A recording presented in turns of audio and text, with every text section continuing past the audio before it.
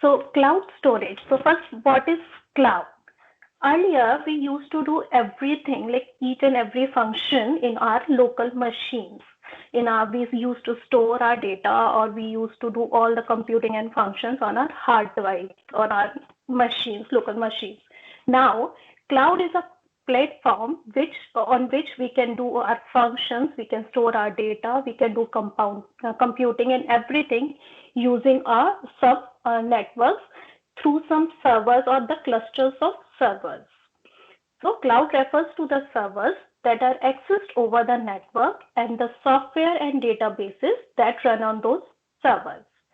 Cloud storage is a model of computer data storage in which the digital data is stored in logical pools said to be on the cloud. So as the name suggests, cloud storage is a platform from the cloud where we will store our data. Instead of storing our data in a hard drive, we will store it in a cloud. So it's a cloud storage.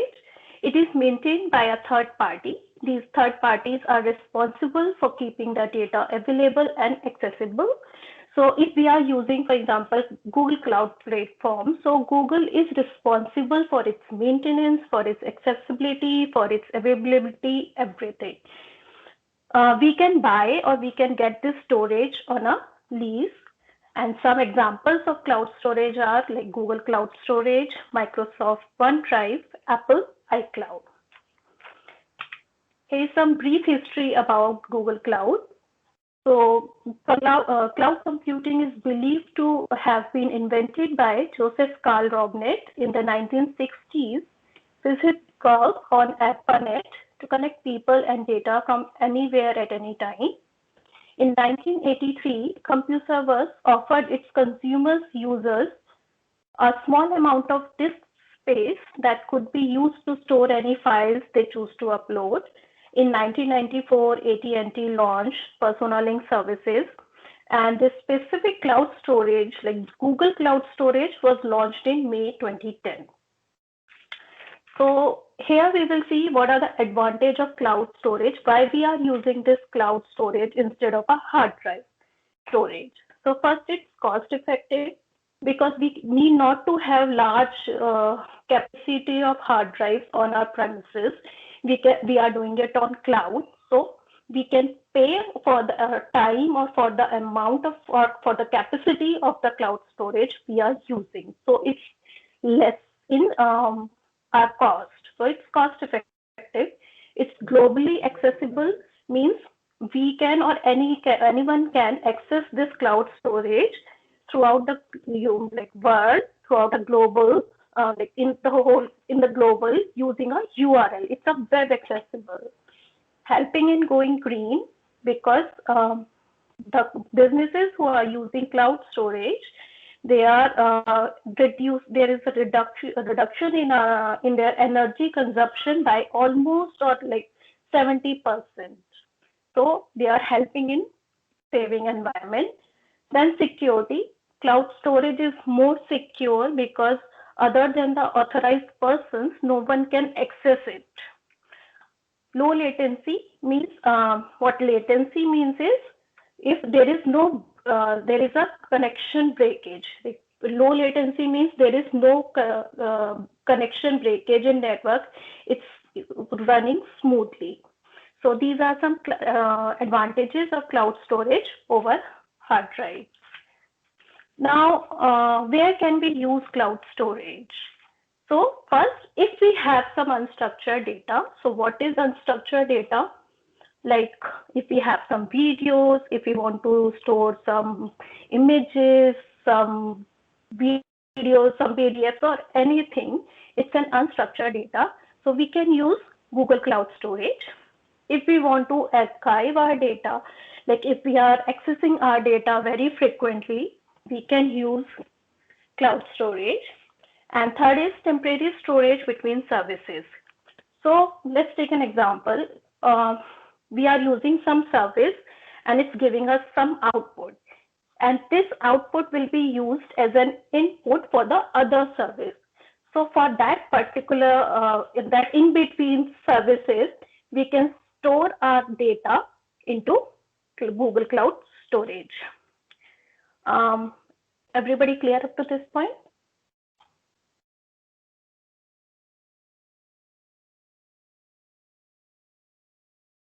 Okay.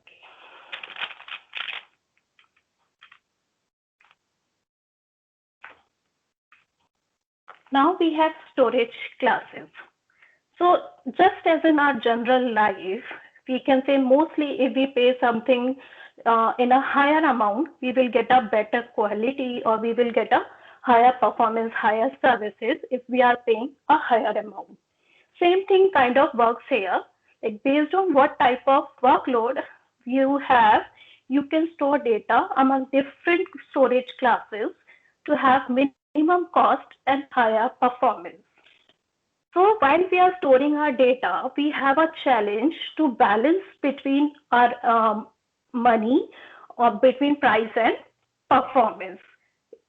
We can get a higher performance if we are paying a higher price, but everything and each and everything doesn't need a higher performance.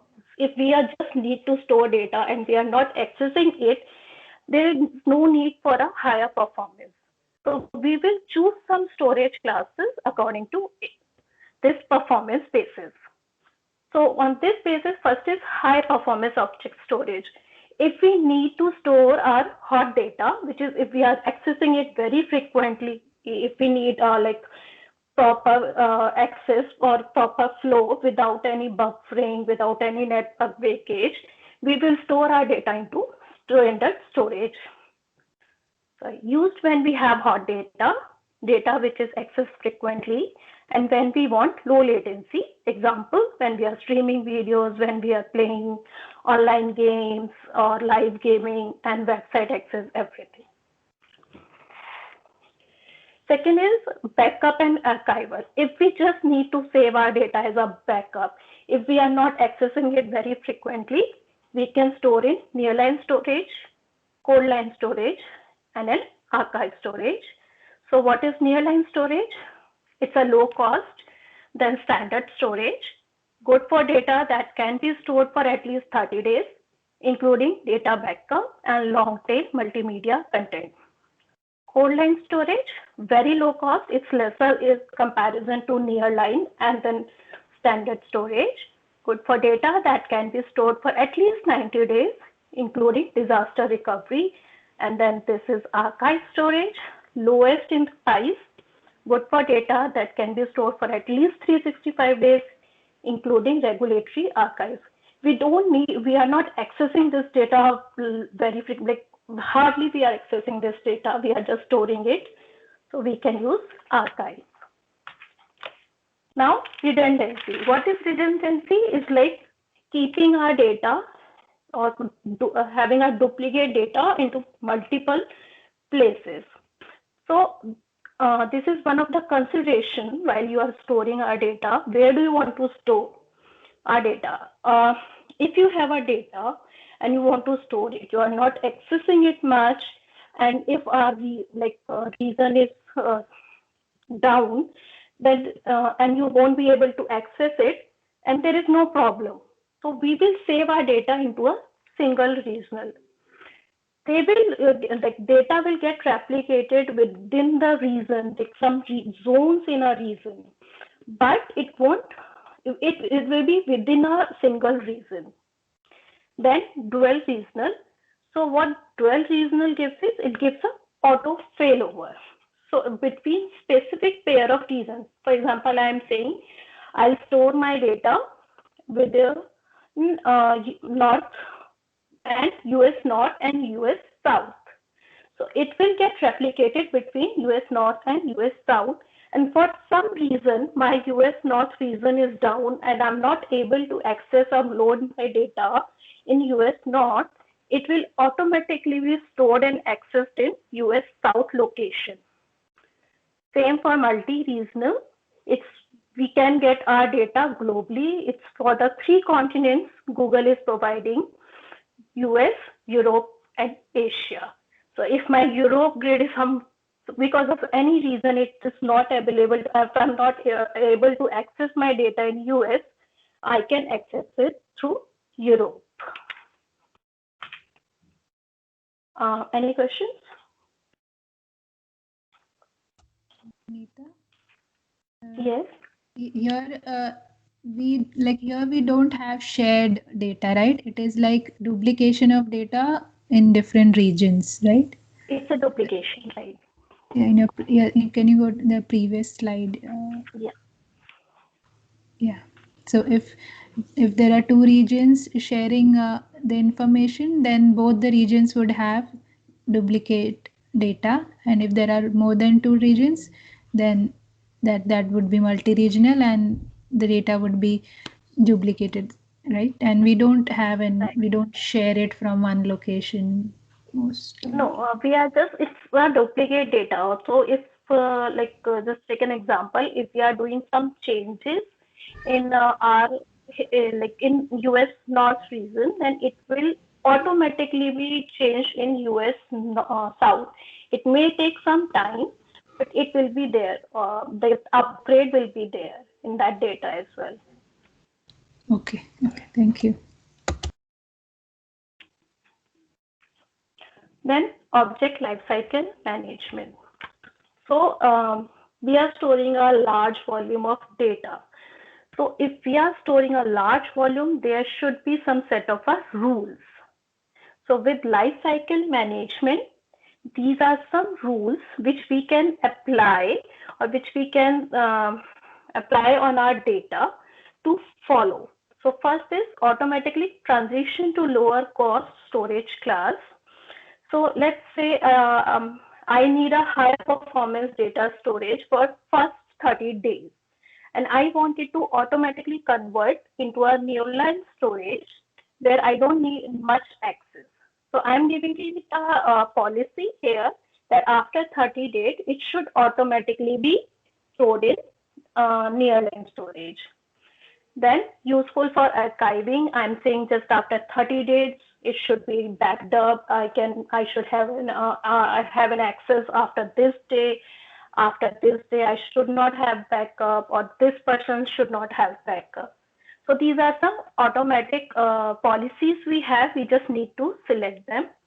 Then there is retention policies, specified minimum retention period. I want to say, like, I don't want accidentally or by knowingly to get this data deleted within 15 days. So I set my policy, retention policy, that for 15 days, no one can delete this data. And then objects hold prevent deletion. Like in this policy, no one can delete this data anytime.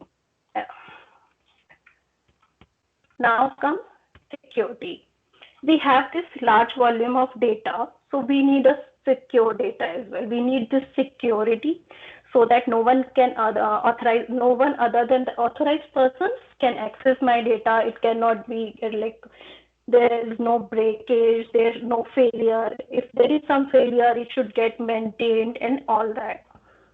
So first is automation encryption. In that, first is Google managed. If we are using Google Cloud Storage, then Google provides its services for maintenance, for its security. Google already provides these services for security, but I don't want Google ones, so I'll manage my own. So there comes customer managed. I'm using some other sorry some other cloud key management services, and I'm using those security keys for my data. Then customer supplies is like I am creating my own keys. So if I am creating my own keys for security, I will get most control over my data, and I will be the most responsible one as well. Then there is bucket level access using object access control list, which is ACL. I'm still authorizing few persons that they can only access it, edit it, or delete it, my data. Then it's activity logs and data access logs. These are some logs with which we can track all the activities regarding data, like who accessed it, when it was accessed, when it was edited. These are for tracking the activities. Now, bucket. Neeta? Yes. Yeah, so the customer managed and customer supplied, is there much difference there? Customer managed is like I'm using some other cloud key services from other clouds. Like if I can be on GCP, I can use from Amazon cloud. And customer supplied is not from cloud. I'm creating my own. I'm creating my own. I'm not using other cloud services, or I'm not using Google Managed as well. And there can't be like a partnered thing, like, shared between a team members or something, or it is just a single security No, thing. it's like I can give access to other people as well, right? In ACLs. Okay, so only one like one type of credentials to be used by all, like that, right? Yeah, kind of. Okay. Thank Now bucket. So buckets are basic containers that hold your data. So as the name suggests, bucket is where we actually save our data in cloud storage. So everything that you store in cloud storage must be contained in a bucket. You can access buckets to organize your data, control access to your data, but unlike directories and folders, sorry, you cannot nest buckets. So bucket is the main thing which will hold our data into cloud storage. So next we will try to create a bucket using console, cloud console, Shakti, and using question. command line. Yes. Can you go back to previous slide? When you say you cannot nest, no. When you say you cannot nest bucket, what do you mean by that? I think nest buckets is like I cannot create a cluster of buckets. I need I'm sorry, just give me a minute. Yeah, nest bucket is I'm not sure, but I think it's like I cannot link or between the buckets. I cannot transfer my data from one bucket to other bucket. Okay. So next we will create. Tim, I have a question.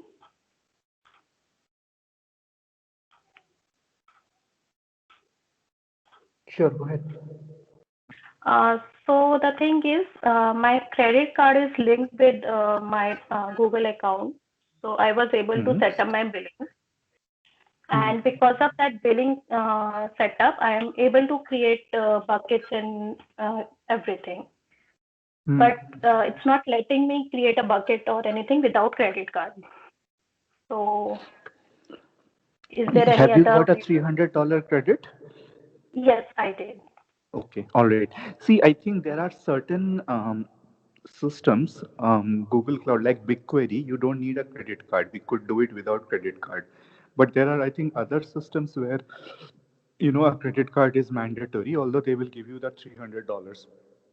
Yes. There are plenty of documents, information on the website that tells you how to prevent going past that $300 credit.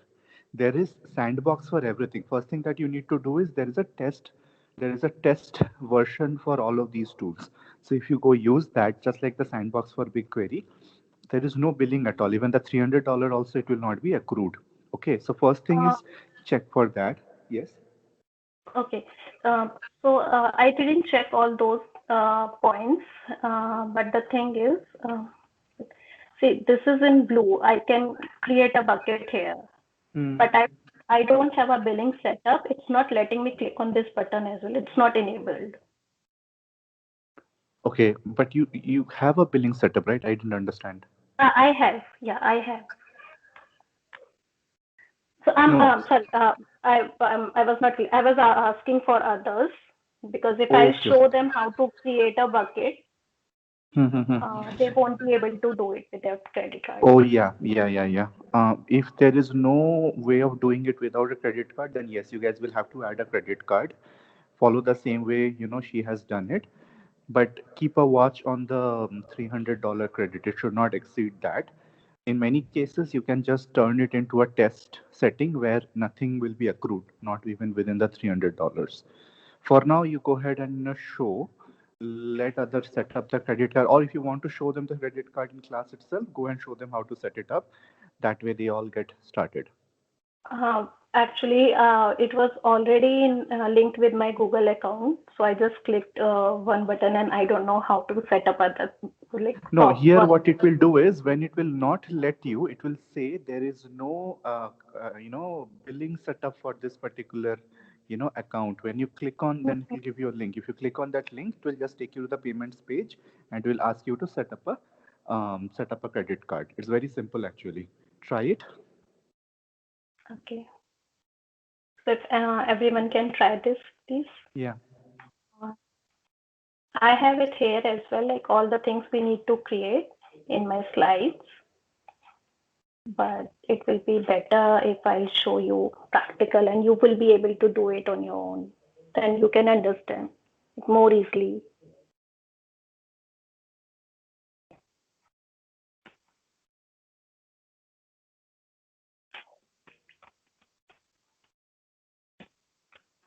So should I wait or should I just show it? You go ahead and show it. So if we go on our console cloud.com, cloud.google.com, we will choose from services. These are some services which Google Cloud provides, which is compute, storage, databases. So we'll go in storage service, and then from storage, we'll choose browser. Then I already created this bucket, otherwise it will not show you anything. And after that, you can click on create bucket. Then you have to give a globally unique name, as we all know we need a globally unique name if we do it in Gmail and everything. If there is already in use, then it will show you it's already in use, choose other. So let's try some name like data science 01. Oh, get a sticker.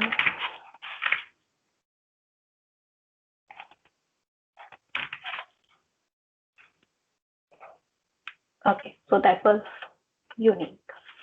Now the criteria or considerations which we learned in slides. So here is location type. What redundancy type you want in your data. You want it stored in a single region or in dual or in multi-region.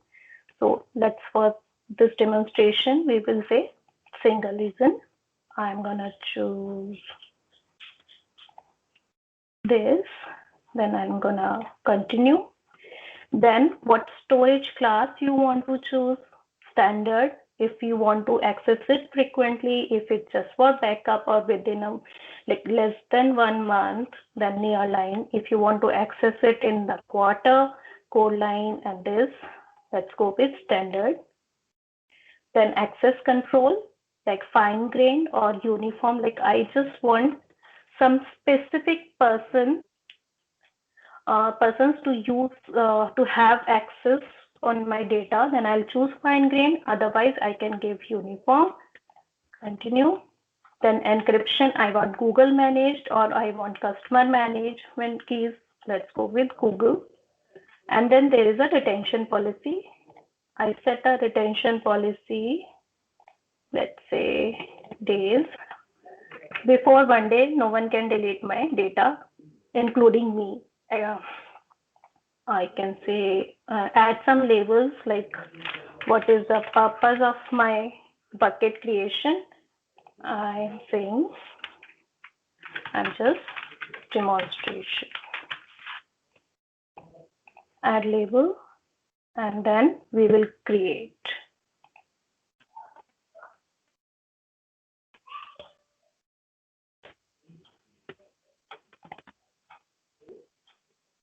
So this is my bucket. It's showing all the consideration or parameters, location type, location, and everything.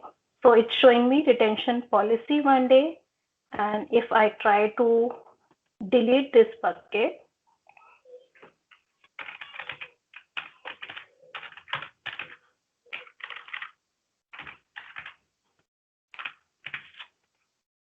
it won't allow me to delete it. It's showing me a notification. Why it got deleted?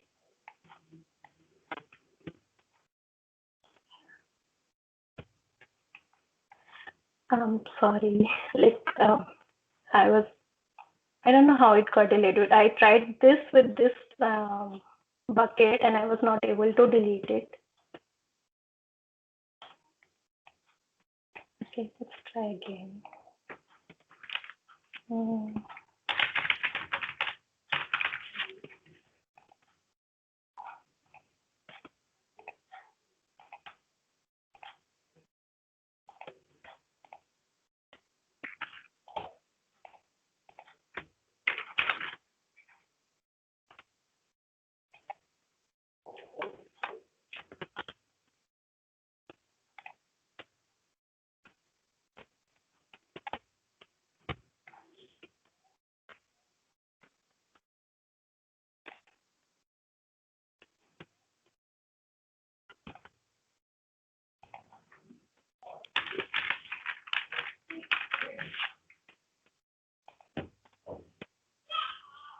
I don't know.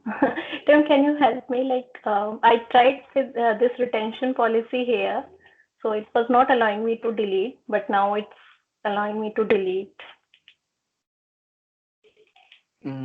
What help do you need there? Like I set a retention policy here. Hmm. Like no one can delete this bucket before Monday. Hmm.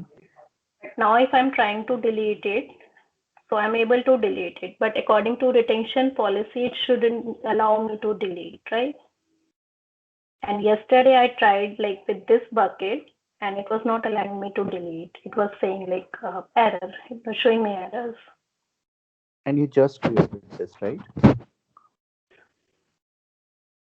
I created this one yesterday, but I created one right now and it got deleted. This one, it is letting you delete this one that is there in the screen right now. It was from yesterday I created, so I don't know, like it's one day past, so it may allow me now.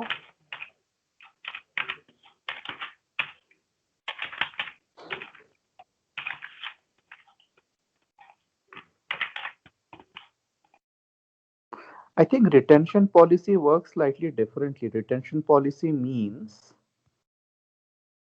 it will go ahead and create one more now. Okay.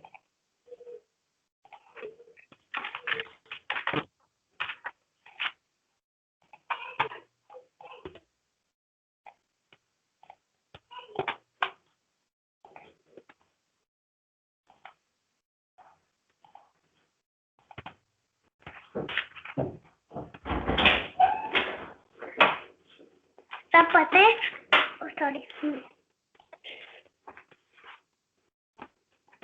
Sorry about that.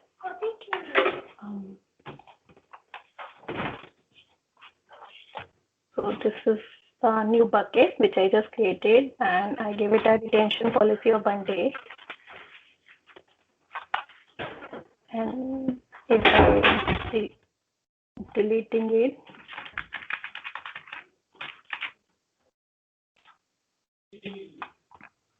no, once you have created a bucket, create objects in it. okay, I did.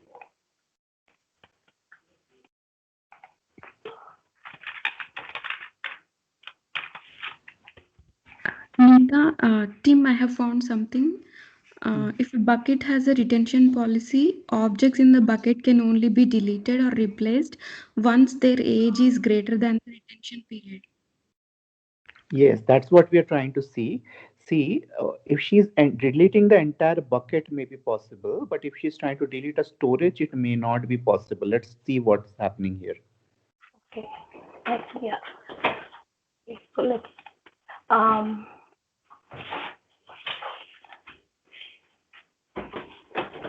so I created a bucket here and it's showing me bucket, which is like Roshni 3.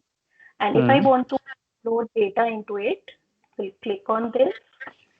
We'll go on upload file. Objects, yes. Let's see this picture here.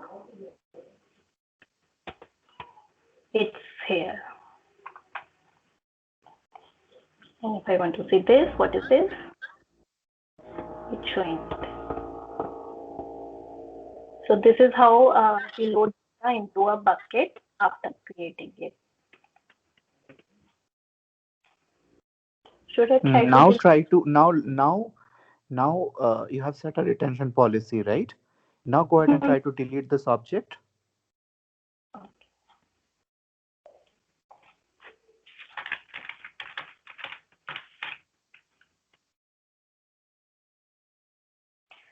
Yeah, now it's showing here. Now it is not letting, right? Yes. Now try deleting the bucket, the whole bucket. Yeah, I was trying to do that bucket only. It's not allowing me to. The other thing is not try deleting the object. Okay.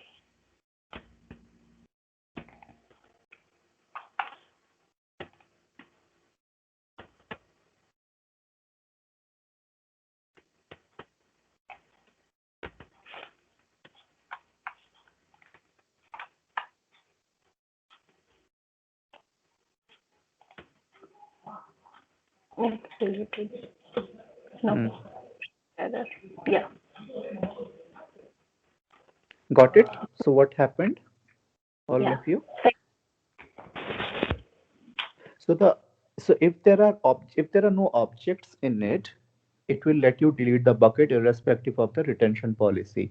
But if there are objects in it, until every single object has gone past the expiration date, the retention expiration date, it will neither let you delete objects, it will not let you delete the bucket.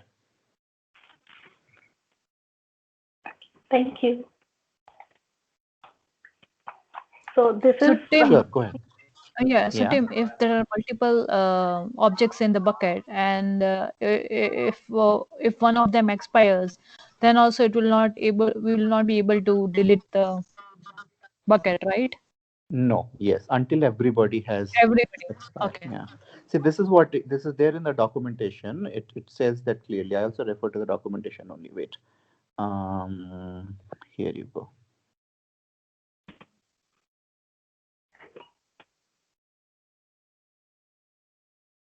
Read that bit a bit.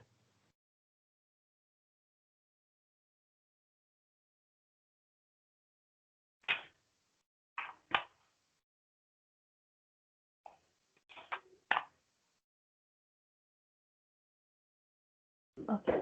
So this is how we created a bucket using a Cloud Console. Now we will see how to create a bucket using command line. So we'll activate Cloud Shell. And the tool for command line here is gsutil.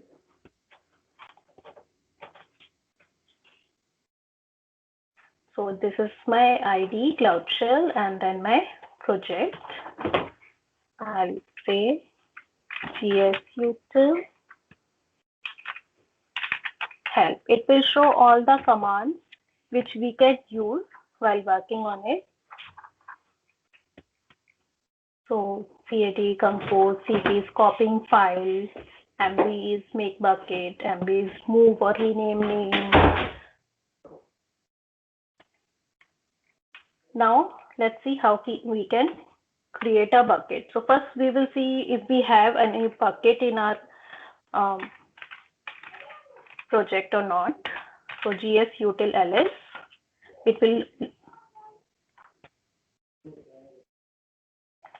it will show us all the list of buckets we already have.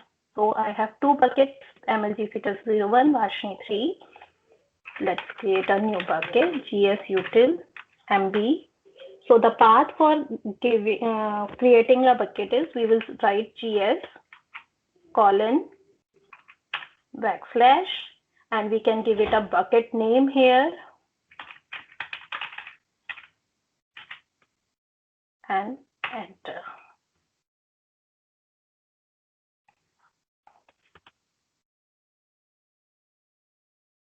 Is showing creating this. It shows it's created. Let's see again if it's created or not. So it's here. So new bucket has been created. Now, if we want to upload or copy a file into this bucket, upload file. Let's try this image here. I'm gonna copy name and we'll write GS Util CP file name space GS and the bucket name.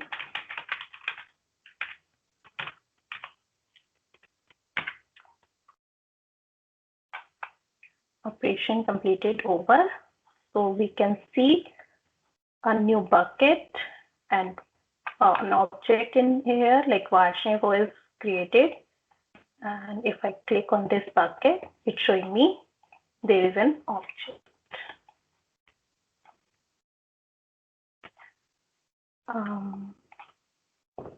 This is all for cloud storage. Any questions? So while creating the bucket, once we create, like we select the regions and everything, right? So does it allow afterwards to edit it? Like if you want to make any changes on the properties you already mentioned while creating the bucket? No, I don't think so. We can try here.